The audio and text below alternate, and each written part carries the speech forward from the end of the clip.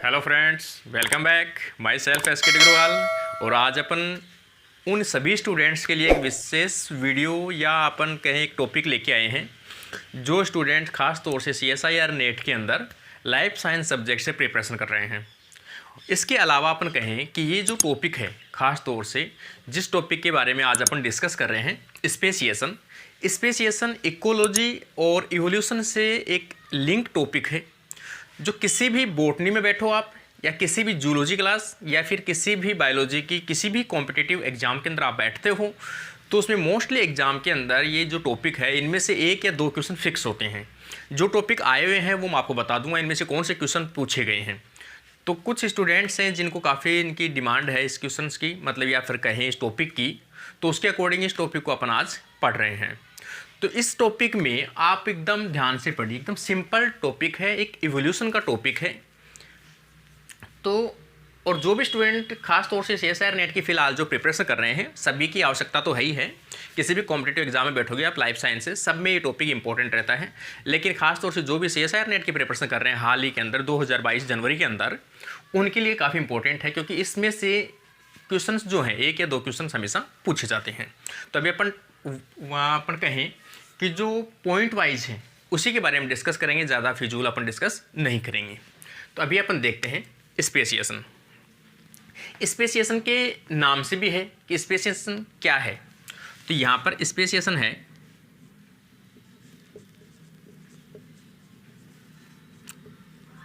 Formation of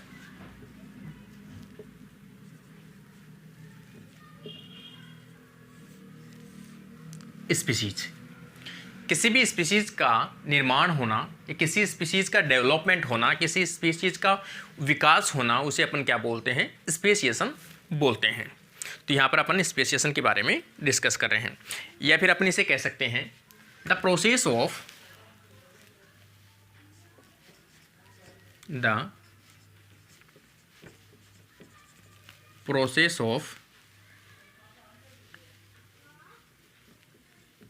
new species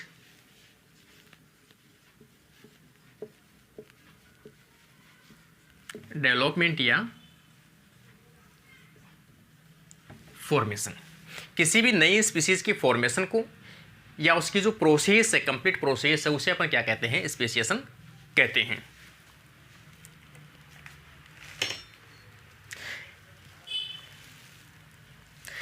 normal condition में कहें कि जो स्पेसिएशन है या स्पीशीज का जो फॉर्मेशन है, स्पीशीज का फॉर्मेशन जो होता है, मेन जो फोर्स है, मेन फोर्स किसके लिए? खास तौर के स्पीशीज के फॉर्मेशन के लिए natural selection, natural selection is responsible. तो इनके लिए रेस्पॉन्सिबल जो फोर्स है वो कौन सा है? नेचुरल सिलेक्शन है।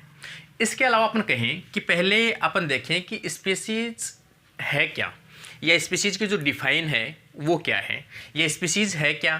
तो अपन यहाँ पर कहें कि स्पीशीज की डेफिनेशन की बात करें तो उससे पहले अलग अलग जो साइंटिस्ट है, उन अलग अलग साइंटिस्ट ने क्या है, अलग अलग डेफिनेशन इसकी डिफाइन की है। मतलब इवोल्यूशन के अकॉर्डिंग अपन देखेंगे कि इवोल्यूशन में पहले स्पीशीज़ को क्या कहा जाता था, या स्पीशीज़ का फॉर्मेशन कहाँ से आया था।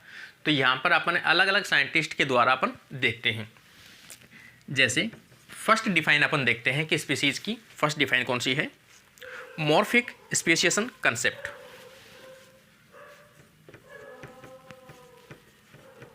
Morphic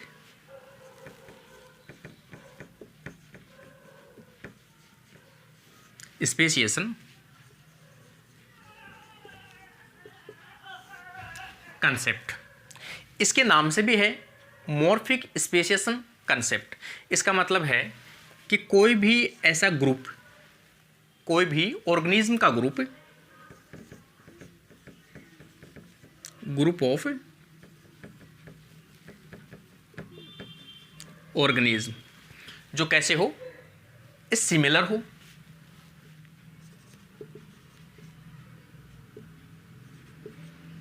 similar type. कोई भी ऑर्गेनिज्म का ग्रुप जो दिखने में कैसे हो, सिमिलर हो, या फिर अपन कह सकते हैं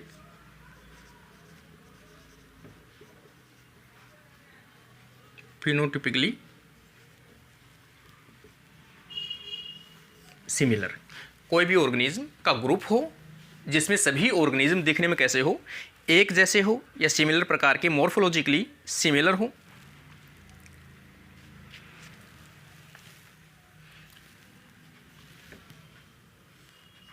ये मेथड जो है, जो मॉर्फोलॉजिकली सिमिलर होते हैं, मॉर्फोलॉजिकल सिमिलर,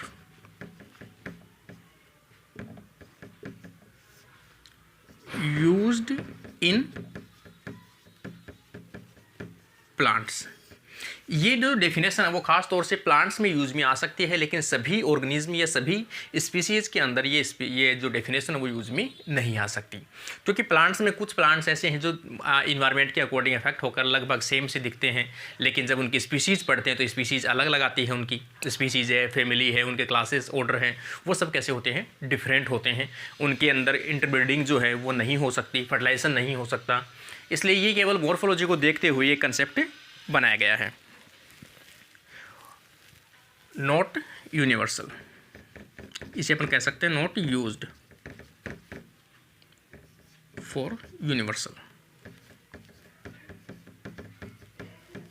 ये यूनिवर्सल कंसेप्ट नहीं है। क्यों नहीं है? क्योंकि ये केवल प्लांट्स वगैरह तक तो लिमिट है, या फिर इसे कह सकते हैं ये खास तौर से टेक्सोनॉमी में भी यूज आता है, यूज्ड इन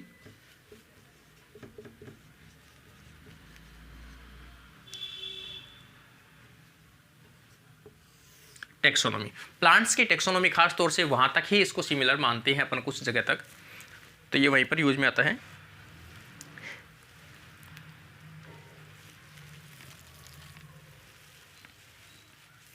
जैसे कुछ स्पीसीज होती हैं सिबलिंग,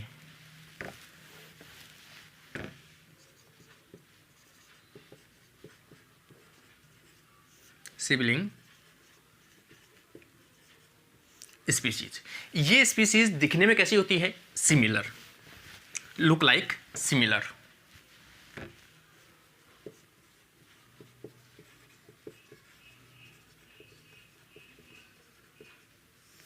लुक लाइक सिमिलर, दिखने में कैसी होती है, सिमिलर होती है, लेकिन फिर भी ये क्या होती है, ऐसे कोई भी स्पीसीज के सदस्य जो अभी अभी कैसे हुए हैं, सेपरेट हुए हैं, आइसोलेट हुए हैं और वो आपस में इंटरब्रीड कंप्लीट रूप से नहीं कर पाते हैं, तो वो मॉर्फोलॉजिकली अभी भी कैसे हैं, दिखने में लगभग सिमिलर हैं, लेकिन सिबलिंग जो होते हैं वो आपस में सेक्सुअल रिप्रोडक्शन कंप्लीट रूप से परफॉर्म नहीं कर पाते हैं, इसलिए एक स्पीसीज की मेंबर इनको अपन नहीं मान सकते। जैसे ए स्पीसीज है और एक है ए डैश, अब ये दिखने में कैसे हैं, दोनों सेम हैं, लेकिन फिर भी ये दोनों जो एक स्पीसीज के मेंबर नहीं है, तो ये इसका क्या है, एक्सेप्शन है कि सिबलिंग स्पीसीज जो है वो दिखने में सिमिलर है। इस मॉर्फोलॉजी जो कंसेप्ट है इसके अकॉर्डिंग तो ये कैसी होनी चाहिए, एक ही स्पीसीज के मेंबर होने चाहिए, लेकिन फिर भी दो स्पीसीज के ये मेंबर है, तो यहाँ पर ये इसका अपवाद है। सेकेंड कंसेप्ट अपन देखते हैं, इको स्पेसिएशन।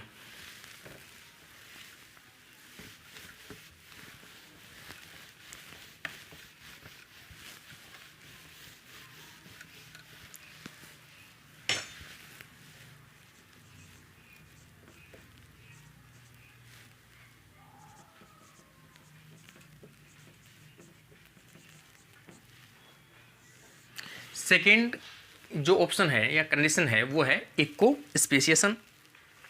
इको स्पेसिएशन के नाम से भी है कि कोई भी ऐसे ऑर्गेनिज्म का ग्रुप ऑफ ऑर्गेनिज्म जो शेयर कॉमन एनवायरमेंट,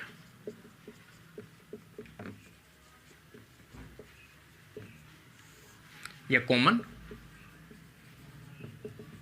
हैबिट, मतलब कोई भी ऐसे ऑर्गेनिज्म हो, जैसे ये नॉर्मल कोई इन्वायरमेंट है इस प्रकार से, इसमें अलग अलग जो स्पीसीज है या फिर अपन कहें कि एक पर्टिकुलर एरिया है, कॉमन एरिया, उस कॉमन एरिया के अंदर जितने भी जो ऑर्गेनिज्म पाए जाएंगे वो सभी ऑर्गेनिज्म कैसे हैं, किसी एक स्पीसीज से बिलोंग करते हैं। जैसे यहाँ पर कोई एक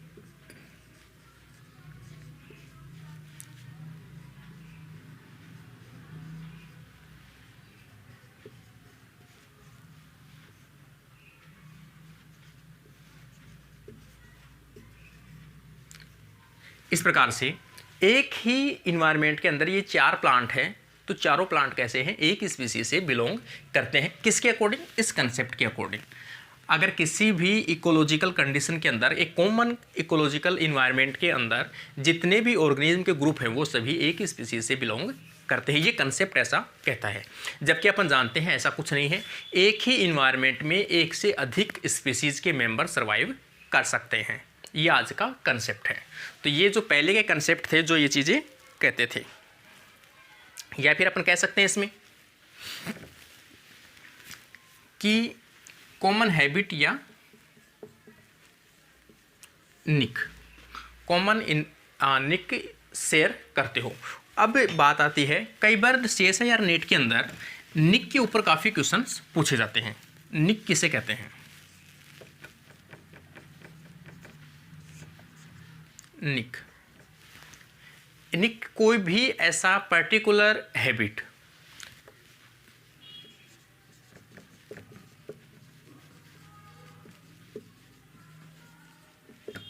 पर्टिकुलर हैबिट जिसके अंदर एक ऑर्गेनिज्म अपना स्पेसिफिक रोल प्ले करता हो।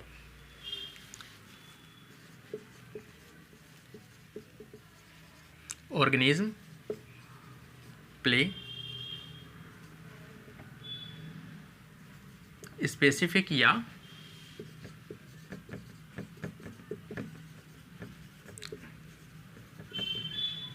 फंक्शनल रोल, ये डेफिनेशन हमेशा याद रखनी है। कोई भी एक पर्टिकुलर इन्वायरमेंट हो, पर्टिकुलर चेम्बर हो, पर्टिकुलर हैबिट हो, उसके अंदर वो ऑर्गेनिज्म अपना फंक्शनल रोल प्ले करता हो, तो उसे अपन क्या कहते हैं, निक कहते हैं। जैसे एक नॉर्मल कंडीशन में अपन देखें कि ये एक बिल्डिंग है, इस बिल्डिंग के अंदर अलग अलग जो रूम हैं वो बने हुए हैं इस प्रकार से।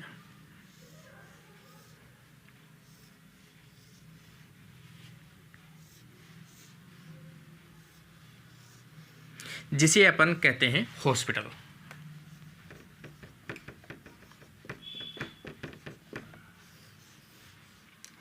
ये क्या है, एक हॉस्पिटल है। इस हॉस्पिटल में जितने भी जो चेकअप करने वाले होते हैं वो कैसे होते हैं, डॉक्टर।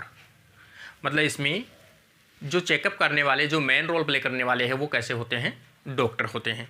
लेकिन डॉक्टर कंप्लीट, इसमें अपन कहें कि डॉक्टर का जो निक है वो क्या है, तो डॉक्टर का एक पर्टिकुलर चेंबर होता है। तो ये ए डॉक्टर, ये बी डॉक्टर, ये सी, ये डी, ये ई और ये एफ। तो डॉक्टर का निक जो है, निक पर्टिकुलर, ये तो हो गया इनका हैबिट, हैबिटाट। ये तो एक एरिया हो गया। उस एरिया के अंदर एक स्पेसिफिक चेंबर जिसके अंदर वो ऑर्गेनिज्म अपना फंक्शनल रोल प्ले करता है। मतलब डॉक्टर पूरे बिल्डिंग में घूमता घूमता तो देखता नहीं है, इसलिए वो कहीं ना कहीं एक कक्ष होगा। अगर आपसे कोई पूछा जाता है या पूछता है आपसे कोई कि उस डॉक्टर का चैम्बर कहाँ है, वो डॉक्टर कहाँ देखते हैं, तो डायरेक्ट बताया जाता है आपको ए नंबर रूम के अंदर चले जाओ, वहाँ पर देखता है वो। तो मतलब उस डॉक्टर का पर्टिकुलर फंक्शनल जो रोल है वो यहाँ परफॉर्म किया जाता है। तो उस डॉक्टर का जो निक है वो क्या है, ये रूम है। तो प्रत्येक प्राणी या प्रत्येक जो ऑर्गेनिज्म है उनका निक एक स्पेसिफिक होता है जहाँ वो अपना फंक्शनल रोल प्ले करता है, तो उसे अपन क्या बोलते हैं, निक बोलते हैं। दूसरी कंडीशन,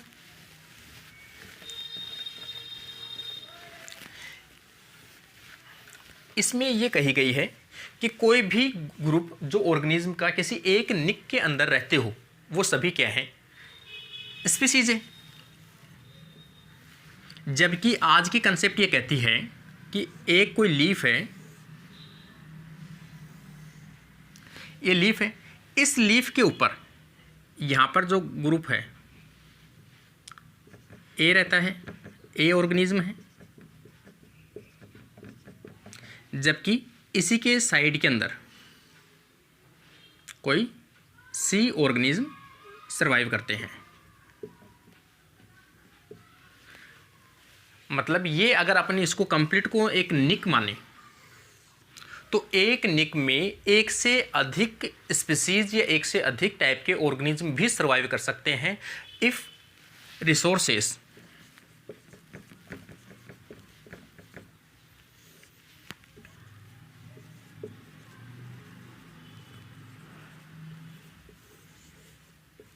अबाउंडेंट। अगर रिसोर्सेस कैसा हो, अनलिमिटेड हो,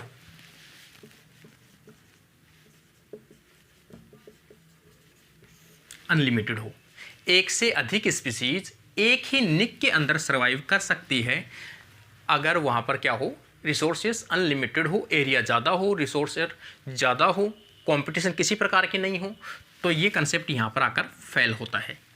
क्योंकि जो इको स्पीसीज ने इसने क्या कहा है कि किसी भी एक निक के अंदर रहने वाले सभी ऑर्गेनिज्म जो है वो क्या है, एक स्पीसीज होती है, जबकि कंसेप्ट गलत है आज की अकॉर्डिंग। क्योंकि एक निक में अगर रिसोर्सेस अनलिमिटेड हो तो एक ही जगह पर एक से अधिक भी ऑर्गेनिज्म या एक से अधिक स्पीसीज सर्वाइव कर सकती है। तो यहाँ पर ये कंसेप्ट है वो भी एकदम फिट नहीं बैठता है।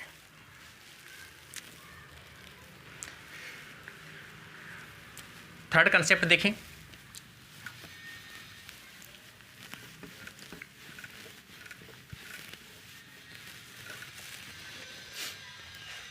Biological speciation.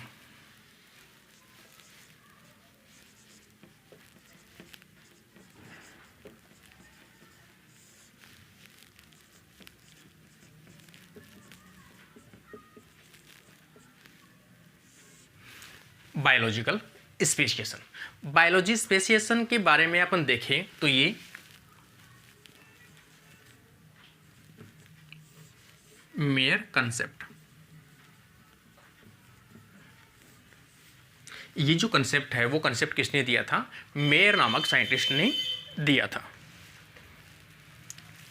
और इसके नाम से भी है बायोलॉजिकल कंसेप्ट। ये एक देखा जाए तो एक रियल जो डेफिनेशन है स्पीसीज की,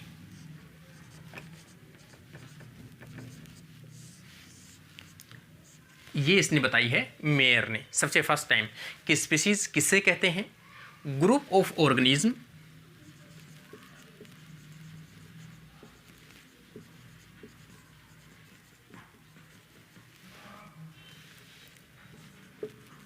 live a particular area and can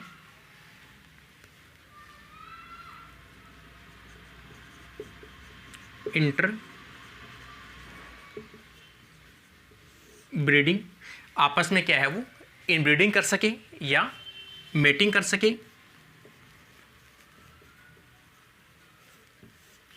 inbreeding कर सके, मेटिंग कर सके एंड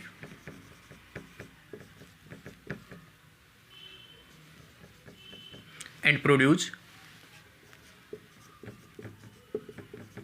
फर्टाइल स्प्रिंग, या फिर आगे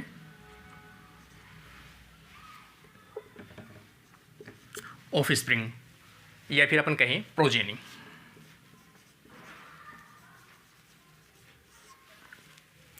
कोई भी ऑर्गेनिज्म का ऐसा ग्रुप जो किसी एक पर्टिकुलर एरिया में रहते हो, वो आपस में इंटरब्रीड, फ्रीली इंटरब्रीड या मेटिंग करने में कैसे हो, सक्षम हो, मतलब आपस में मेटिंग इजीली वो मेटिंग कर सके, एक दूसरे को अवॉइड ना करे। उसके अलावा ऐसी प्रोजेनी या ऑफ स्प्रिंग प्रोड्यूस करे जो कैसी हो, फर्टाइल हो, मतलब आगे ये भी आगे जाके अपनी प्रोजेनी प्रोड्यूस कर सकते हो, तो ऐसे ग्रुप के जो ऑर्गेनिज्म है उन्हें अपन क्या कहते हैं, एक स्पीसीज के मेंबर कह सकते हैं। तो ये जो बायोलॉजिकल कंसेप्ट है इसमें सबसे बड़ी इंपॉर्टेंट है कि रिप्रोडक्टिव वो कैसे हो, ब्रीडिंग कर सके, मैटिंग कर सके विदाउट किसी प्रेशर, उसके साथ एक ऐसी स्पीसीज प्रोड्यूस करे या एक ऐसी ऑर्गेनिज्म प्रोड्यूस करे जो भी रिप्रोडक्शन करने में कैसा हो, सक्षम हो, सक्सेसफुल हो, तो उसे अपन क्या कहते हैं, बायोलॉजिकल कंसेप्ट या बायोलॉजिकल स्पेसिएशन कहते हैं, जो किसने दिया था, मेयर ने दिया था।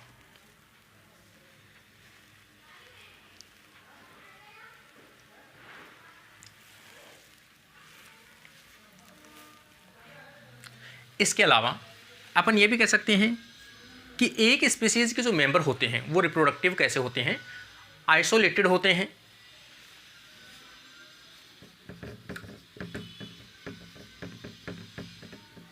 Reproductive isolated from other species. मतलब एक स्पीसीज के मेंबर है वो उसी स्पीसीज के मेंबर के साथ में रिप्रोड्यूस कर सकते हैं, अदर स्पीसीज के साथ में रिप्रोडक्टिव आइसोलेट रहते हैं, मतलब उनको छोड़ भी जाए एक ही इन्वायरमेंट के अंदर, अगर उनको छोड़ा भी जाए तो भी वो रिप्रोड्यूस नहीं कर सकते। जैसे अपन ह्यूमन की बात करें तो ह्यूमन का, अपन जो ह्यूमन की स्पीसीज है वो कैसी है, एक ही स्पीसीज की मेंबर है अपन, चाहे वो अमेरिका में हो, चाहे अफ्रीका में हो, चाहे चाइना इंडिया में हो। क्यों? क्योंकि सभी जो ह्यूमन मेल और फीमेल है, अगर यहाँ का मेल जो है इंडिया का, अगर वो अमेरिका के अंदर शादी करता है तो वहाँ पर भी बच्चे प्रोड्यूस कर सकता है, और उनके जो बच्चे हैं वो भी क्या हैं, वो भी अदर किसी से मैरिज कर कर वो भी अपने बच्चे प्रोड्यूस कर सकता है। इसका मतलब एक स्पीसीज़ के मेंबर का मतलब ये हुआ कि वो आपस में इनब्रीडिंग, मैटिंग और फर्टाइल ऑफ स्प्रिंग या प्रोजेनी प्रोड्यूस करता हो, और दूसरी स्पीसीज़ के साथ में वो रिप्रोड्यूस नहीं कर सकता।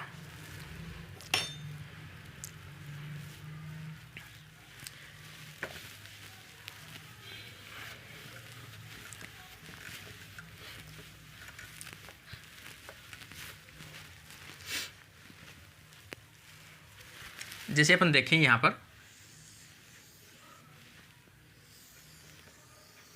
दो कोई एरिया है जो आसपास में एकदम नियरेस्ट एरिया है, और यहाँ पे जो स्पीसीज है ये स्पीसीज है।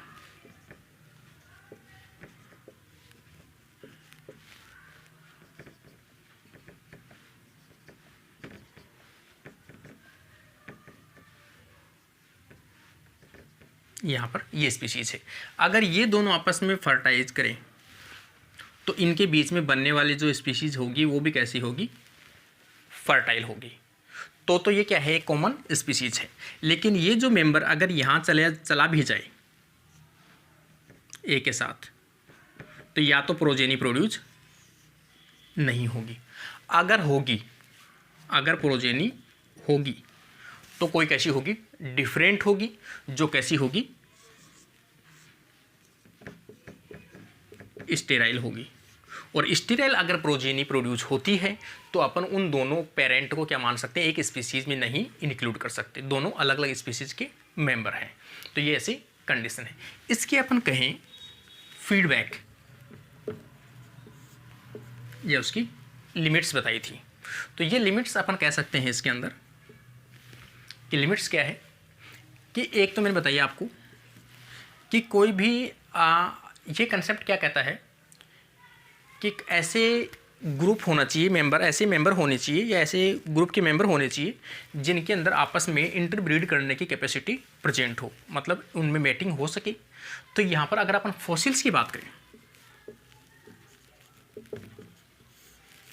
किसी इन्वायरमेंट या किसी हिल या किसी टीले के अंदर कोई फॉसिल्स का अवशेष मिला है, उसमें अगर अपन देखें कि ये अवशेष एक ही स्पीसीज से बिलोंग करते हैं या नहीं हैं, तो उस टाइमर बायोलॉजिकल कंसेप्ट है वो फेल होता है, मतलब यहाँ पर लागू नहीं हो सकता। क्योंकि फॉसिल्स है, फॉसिल्स हो सकता है कोई डायग्राम भी हो सकता है कोई प्रिंटिंग हो सकता है कोई अवशेष और भी कुछ उसका ऑर्गेनिक पार्ट मिला हुआ हो, कोई उसकी बोन्स मिली हुई हो, तो उसमें फर्टिलाइजेशन करना या फिर उन्हें मैटिंग कराना पॉसिबल नहीं है। तो ये यहाँ पर कंसेप्ट फ्री मतलब फेल होता है। सेकंड कंडीशन ऐसे देखिए, सभी जो ऑर्गेनिज्म है वो ज़रूरी नहीं है कि वो सेक्सुअल रिप्रोडक्शन करें। कुछ ऐसे भी ऑर्गेनिज्म हैं जिनके अंदर कैसा हो, एसेक्सुअल रिप्रोडक्शन, एसेक्सुअल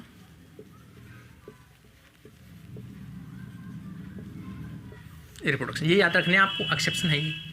इसके ड्रॉबैक है बायोलॉजिकल स्पीसीज जो मेयर ने दी है कि एसेक्सुअल रिप्रोडक्शन जहाँ लागू होता है वहाँ पर ये कंसेप्ट लागू नहीं होता है, क्योंकि इसमें मैटिंग होती ही नहीं है। थर्ड कंडीशन, पार्थेनोजेनेसिस,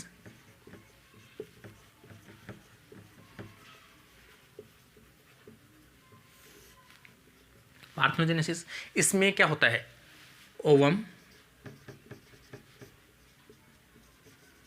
या एग विदाउट फर्टिलाइजेशन,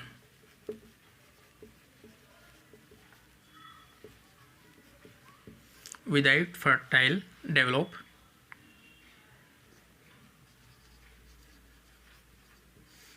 एम्ब्रियो।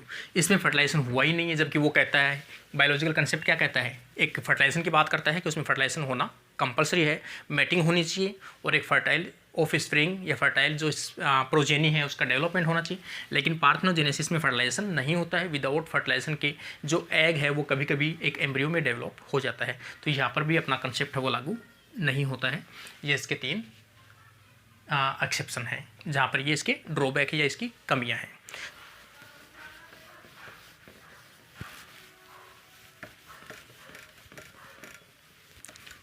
जैसे फाइलोजेनेटिक इवोल्यूशनरी कंसेप्ट,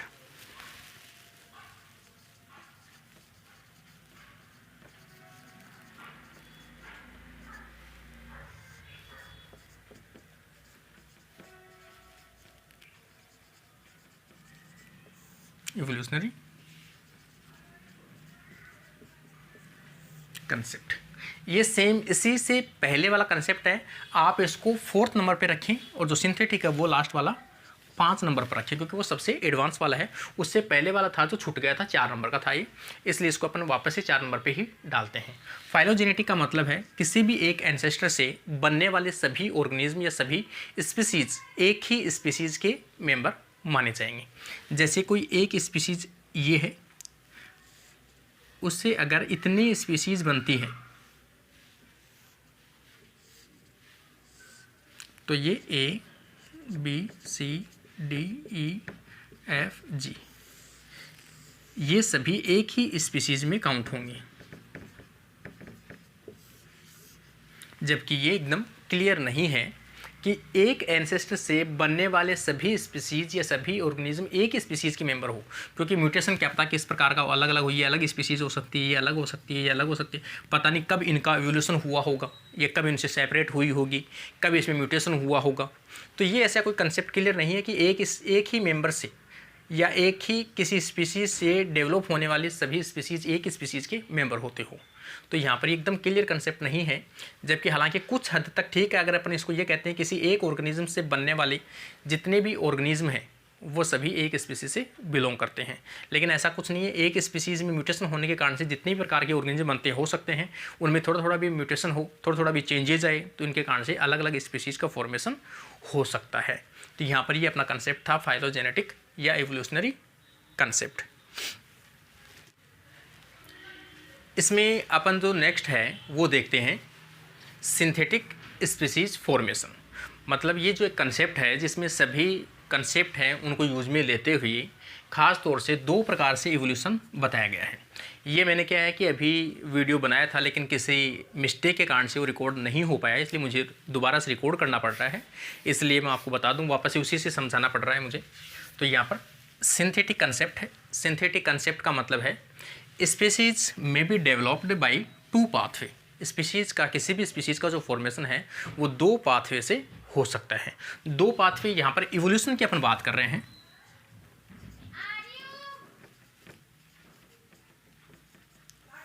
इवोल्यूशन के बेसिस पर 2 प्रकार के कंसेप्ट अपन देख सकते हैं। एक तो एनाजेनेसिस और इसी को अपन कहते हैं phyletic concept. Phyletic concept. Second अपन देखें यहाँ पर क्लेडोजेनेसिस। क्लेडोजेनेसिस का जो दूसरा टर्म है या दूसरा जो नाम है उसे अपन कह सकते हैं ऑर्थोजेनेसिस। ऑर्थोजेनेसिस। तो यहाँ पर अपन देखें, पहले देखें फाइलोजेनेटिक। फाइलोजेनेटिक एक स्पेसिफिक कई भी एग्जाम में पूछा जाता है, तो किस प्रकार का इवोल्यूशन है, तो उसे अपन कहते हैं एक लीनियर प्रकार का क्या है, एक इवोल्यूशन है। ये सबसे इंपॉर्टेंट है, आपको याद रखना है कि एक लीनियर प्रकार का इवोल्यूशन है। दूसरी कंडीशन इसकी याद रखनी है, इसकी definition, a new species develop gradually changes and a species change into B species. मतलब कोई भी ऐसा एक इवोल्यूशन हो जिसके अंदर ग्रेजुअली चेंजेस हो, मतलब वेरी स्लो टाइप से उसमें धीरे धीरे ग्रेजुअली कैसा चेंजेस होता जाए और लास्ट में सभी चेंजेस इतने ज़्यादा हो जाए कि ए स्पीसीज जो है वो कन्वर्ट हो जाए बी स्पीसीज के अंदर। इसका मतलब ये है। तो इसका मतलब एक स्लो प्रोसेस से म्यूटेशन होते जाए और सभी म्यूटेशन के कारण से उनके मॉर्फोलॉजिकली चेंजेस आ जाए, इंटरब्रीडिंग करने में चेंजेस आ जाए, रिप्रोडक्टिव आइसोलेट आ जाए उसके अंदर और वो रिप्रोड्यूस नहीं कर पाते हैं, तो ए स्पीसीज जो है वो कंप्लीट रूप से कन्वर्ट हो जाएगी बी स्पीसीज में। और ये कंसेप्ट कहता है कि जब ए स्पीसीज बी स्पीसीज में कन्वर्ट होगी तो a species not exist, a species है वो इन्वायरमेंट में सर्वाइव नहीं कर सकती, एग्जिस्ट नहीं कर सकती, वो क्या होती है, एक्सटिंक्ट हो जाती है, मतलब विलुप्त हो जाती है। तो उस कंडीशन में ए स्पीसीज में जैसे कन्वर्ट अपन चेंज देखें, ए डैश कुछ म्यूटेशन होने से ए डैश में कन्वर्ट हो गई, उसके बाद में दोबारा म्यूटेशन हुआ, ए डबल डैश में कन्वर्ट हो गई, फिर म्यूटेशन चलता रहा तो कुछ टाइम के बाद में बी डबल डैश में कन्वर्ट हो गई, फिर और ग्रेजुअली चेंजेस होते गए तो बी डैश में कन्वर्ट हो गई, लास्ट में जो बी डैश है वो कन्वर्ट हो गई बी के अंदर। लेकिन अब जो नेचुरल कंडीशन के अंदर है वो कौन सी स्पीसीज दिख रही है, बी स्पीसीज तो दिख रही है, लेकिन ए स्पीसीज है वो एग्जिस्ट नहीं करेगी, वो कैसे हो जाएगी, एक्सटिंक्ट हो चुकी है। इसका मतलब इसमें काफ़ी बार क्वेश्चंस पूछा जाता है, ये आपको सबसे इंपॉर्टेंट रखना है, एनाजेनेसिस या एनजेनेसिस, जिसे अपन फाइलेटिक ट्री के, मतलब फाइलेटिक ट्री तो नहीं कह सकते, फाइलेटिक डायग्राम या फाइलेटिक इवोल्यूशनरी के नाम से अपन इसे जानते हैं। जो इस खास तौर से याद रखना है कि ये किस प्रकार की प्रोसेस है, लीनियर प्रोसेस है, ग्रेजुअली प्रोसेस है, वेरी स्लो प्रोसेस है, जिसके अंदर ए स्पीसीज जो एंसेस्टर है वो कहाँ पर क्या होता है, उसका विलुप्त हो जाता है वो। दूसरी कंडीशन अपन देखें, क्लेडोजेनेसिस। क्लेडोजेनेसिस के अंदर है कि कोई किसी भी एक स्पीसीज में म्यूटेशन होने के कारण से उससे बनने वाले जो ऑर्गेनिज्म है वो एक अदर स्पीसीज का डेवलपमेंट कर लेते हैं, मतलब ए भी विकसित रहेगी, मतलब वो भी इस एनवायरनमेंट में या यूनिवर्सल में रहेगी, सर्वाइव करेगी, और उसके साथ में दूसरी जो स्पीसीज़ है उसका भी फॉर्मेशन क्या होता है, स्टार्ट होता है। तो यहाँ पर अपन देखें, ए स्पीसीज़ है जिसके अंदर क्या हुआ है, म्यूटेशन हुआ है, म्यूटेशन होने के कारण से बी स्पीसीज़ और सी स्पीसीज़ का फॉर्मेशन हुआ है, दो स्पीसीज बन गई। ए स्पीसीज में चेंज होने के कारण से बी और सी दो स्पीसीज का डेवलपमेंट होता है। तो यहाँ पर अब टोटल कितनी स्पीसीज है, 3 स्पीसीज है, ए बी सी, मतलब तीनों स्पीसीज इन्वायरमेंट के अंदर क्या करती है, सर्वाइव करती है। यहाँ पर अपन डायग्राम से अपन देखें कि एक स्पीसीज जो एंसेस्टर है उसमें म्यूटेशन हुआ, यहाँ पर म्यूटेशन होने के कारण से दो स्पीसीज का फॉर्मेशन हुआ, एक स्पीसीज बी और एक स्पीसीज सी। जब बी स्पीसीज में म्यूटेशन हुआ तो दो स्पीसीज का फॉर्मेशन हुआ, डी और ई। सी स्पीसीज में जब म्यूटेशन हुआ तो दो स्पीसीज का फॉर्मेशन हुआ, एफ और जी। तो इस प्रकार के जो डायग्राम है ये एक ट्री लाइक स्ट्रक्चर दिखाई देती है। इसे अपन क्या कहते हैं, क्लेडोजेनेसिस के नाम से जानते हैं, जिसमें किसी भी एक एंसेस्टर से डिफरेंट प्रकार की जो स्पीसीज है उनका इवोल्यूशन के अंदर फॉर्मेशन हुआ होगा। तो उनकी जो एंसेस्टर है वो हमेशा क्या होता है, सिंगल होता है। सेम इसी प्रकार से ये डायग्राम ऐसे भी अपन ड्रॉ कर सकते हैं जैसे ऑर्थोजेनेसिस के अंदर, कि नॉर्मल ए स्पीसीज जो है वो इसका एंसेस्टर है और उनके अंदर टाइम के साथ में इनमें चेंजेस हुआ, पहले यहाँ म्यूटेशन हुआ, फिर यहाँ म्यूटेशन हुआ, फिर यहाँ म्यूटेशन हुआ, फिर यहाँ म्यूटेशन हुआ। तो ये कंडीशन अपन देख सकते हैं। तो ये जो चीज़ थी, ये कंसेप्ट था अपना सिंथेटिक कंसेप्ट, जो सबसे मतलब मान्य है और यूनिवर्स कंसेप्ट है, जो इसमें किसी प्रकार के कोई खास तौर से कोई कंसेप्ट या फिर कहीं एक्सेप्ट नहीं है। तो ये इसका कंसेप्ट है। इसमें एक कंसेप्ट छूट गया छोटा सा, जो मैंने पढ़ा दिया था, लेकिन वो किसी मिस्टेक होने के कारण से मैं दोबारा आपको थोड़ा सा बता देता हूँ। 5th टाइप का,